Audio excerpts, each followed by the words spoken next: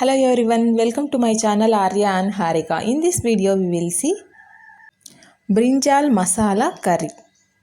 For this I have taken 250 grams of brinjals. Cut the head part, remove the stalk and then chop them into small pieces. When brinjals are chopped, they turn into black color due to oxidization. So we need to add them to the salt water. Take a bowl, add little salt and add the pieces into the bowl.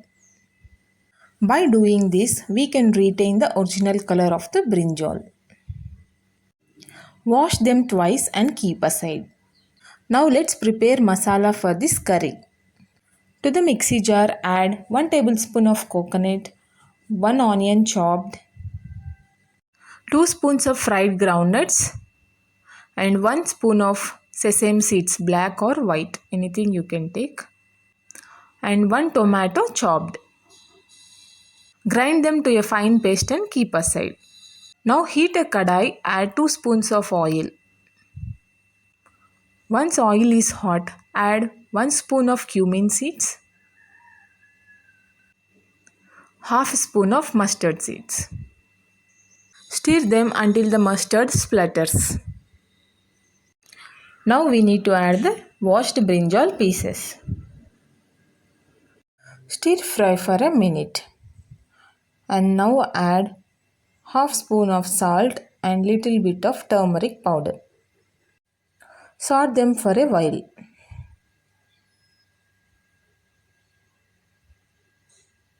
Now add 1 spoon of ginger garlic paste.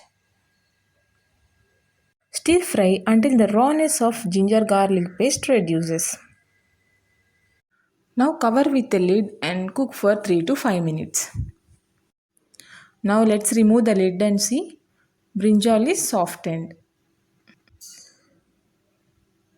Just give a mix and now add the masala paste which we prepared. Stir fry for 2 to 3 minutes so that all the masala raw smell goes away. Now we need to add 1 spoon of chilli powder, 1 spoon of coriander powder and half spoon of garam masala powder. Now mix well everything. Stir fry for 2 to 3 minutes and add water according to the requirement of your gravy.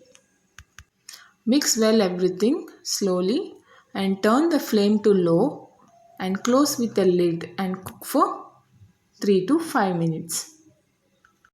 Check in between if the brinjal is cooked and your consistency is reached. If you need thick gravy, you need to cook for another 2 to 3 minutes.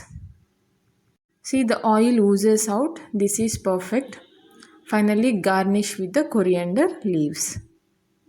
That's all, our brinjal masala gravy is ready. It tastes good with rice and chapathis.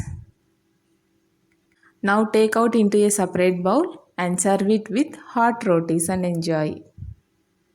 If you like my recipe, definitely give it a try and let me know how it came out for you.